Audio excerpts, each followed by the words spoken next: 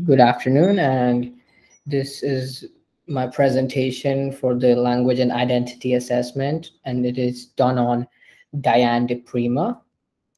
So, Diane de Prima was an American poet known for her association with the Beat movement and the Beat generation, also called.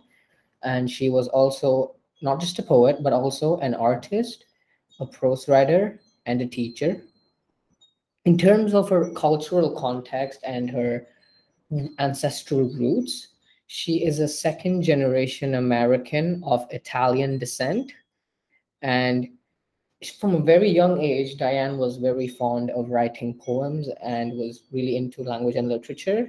And this led to Diane dropping out of her college at a young age in order to become a poet in Manhattan.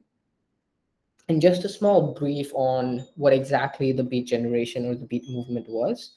It was this period of time, and it was a literary movement, and it was started by a group of authors, poets, or any sort of literary writers whose work were explored and influenced by American culture and American politics in the post World War II era.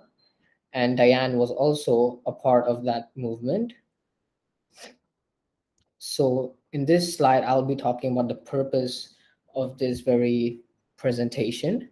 So the purpose of this presentation is to analyze how Diane de Prima expresses her identity, culture, and her ideologies through her writings. And in order to be able to do this, I'll be giving a small brief description and explanation in the next two slides on two of her works where her identity is explored and the sort of messages and things that she would like to convey. So here is one quote by Diane de Prima.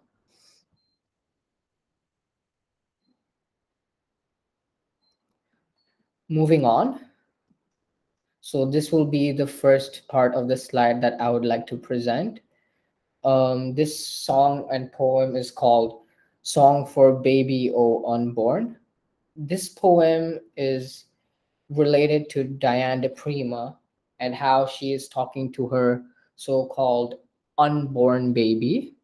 The name itself gives us readers the very essence of the poem and that it is related to a baby who's unborn.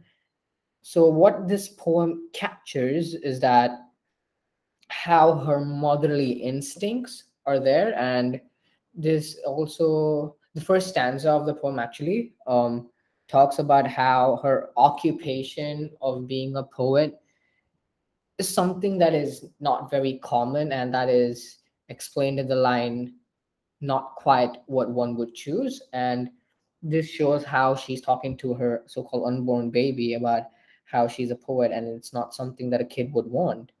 So that also explains her identity of being a unique person and a different type of a person.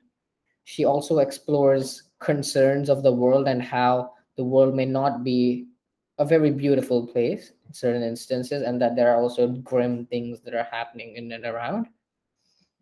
And she expresses this by in the phrase breaking globe over here. And the ending of the poem as well is quite contradicting, as it's sort of a negative and like a dark verse in a way. And but it's also a good thing because this explains her identity of being realistic and straightforward and shows her authenticity of being of doing so by not concealing any bad things just for the sake of good. And it's and she throws limelight to such concerns. So this is basically what this poem is relating to Diane de Prima's identity. Moving on. So now I'll be talking about Revolutionary Letters by Diane de Prima. So Revolutionary Letter 1 in this image is one part of the so-called collection of Revolutionary Letters by Diane de Prima. So what exactly is the Revolutionary Letters? These are a set of poems and lines that were written by Diane de Prima, part of her beat movement, to express her political identity and political preferences. So this also made evident her involvement in supporting the beat movement, and also depicts her identity of being an independent woman as well as an activist. And the activist side of Diane de Prima, earlier mentioned by her, was that she took influence and followed the footsteps of her grandfather from a very young and early age, and always respected him and wanted to be like him in terms of giving speeches and activism side. So in this extract of Revolutionary Letter 1, it conveys the message to readers that no matter what, we need to always put in 100% effort, and that no matter what setbacks we face, we need to know that unless and until we give up, nothing else can stop us. And in the line over here about how no white flag, this flesh, all I have to offer, this also supports and says that one must not surrender and should always fight till the very end. So it is these influential and encouraging lines that give Diane de Prima's identity a unique character, and that made her a very important member of the beat movement. And her ability of being able to give such influential things to people get that made her a known personality.